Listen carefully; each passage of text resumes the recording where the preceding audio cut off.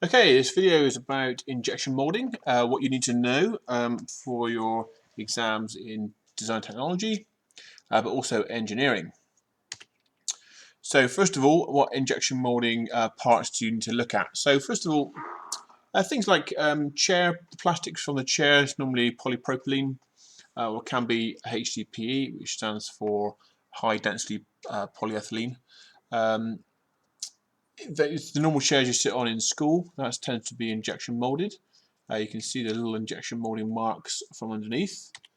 You put your wheelie bins at home, and also more complicated parts. So, for example, the casing of a drill, normally ABS, and some really intricate parts. It doesn't have to be big items; it can be really small, intricate items as well.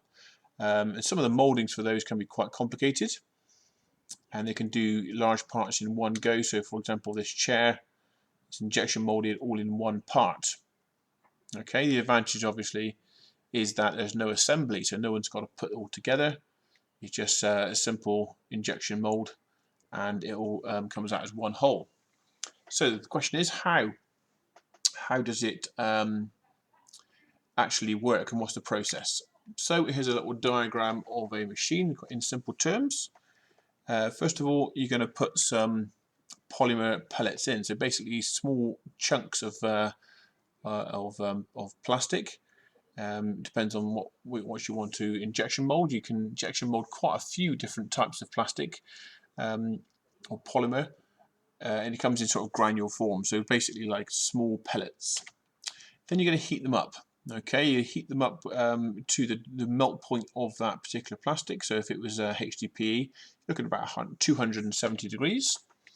And the thread that's in the middle is called an Archimedean screw. And when that turns, it will basically put pressure on the plastic to move along whichever direction it's being turned.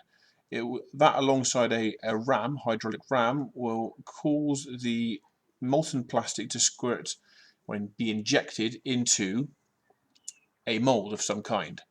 Okay, so I've got a cavity there that it will just fill up, and then you simply, after it's cooled down, you remove the mold and you get whatever you've injection molded. Okay, so in simple terms, that is the process.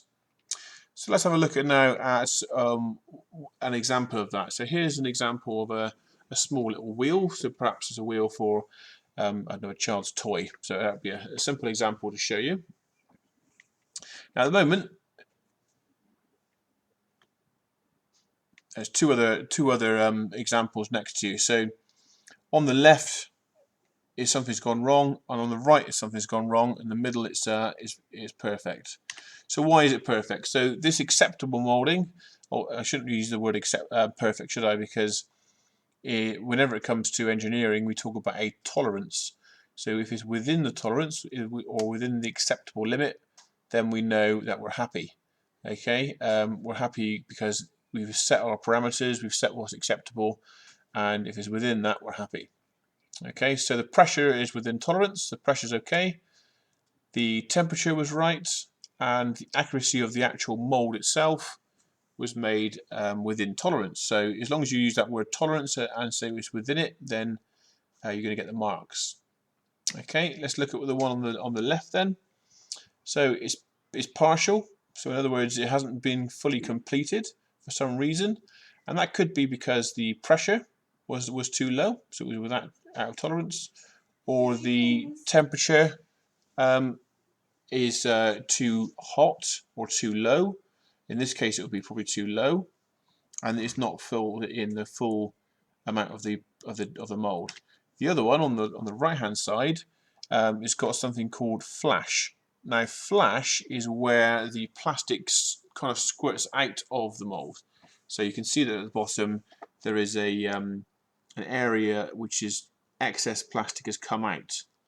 Okay, that can either be the pressure being too high, or the temperature is too high. Could be a combination, of course, or it could actually be a gap in the accuracy of the actual mold itself. So there could be an error in the mold that has meant that there's a leakage of this plastic, which kind of squirts out the bottom, okay, or indeed the top, wherever way it is.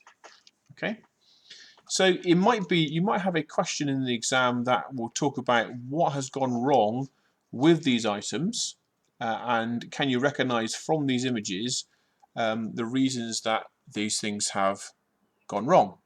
Okay, and these are the reasons: pressure out of tolerance, temperature, and maybe the actual mold accuracy itself. Okay,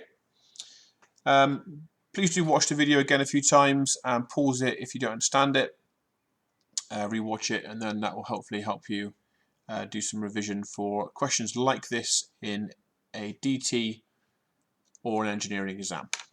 Okay.